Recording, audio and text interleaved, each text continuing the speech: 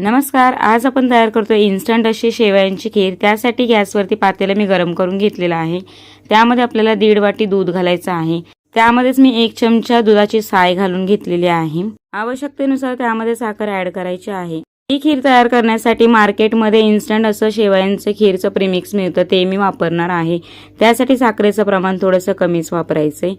छानपैकी दूध गरम झालं की त्यामध्ये आपल्याला शेवयांच्या खीरचं प्रीमिक्स घालून घ्यायचं आहे।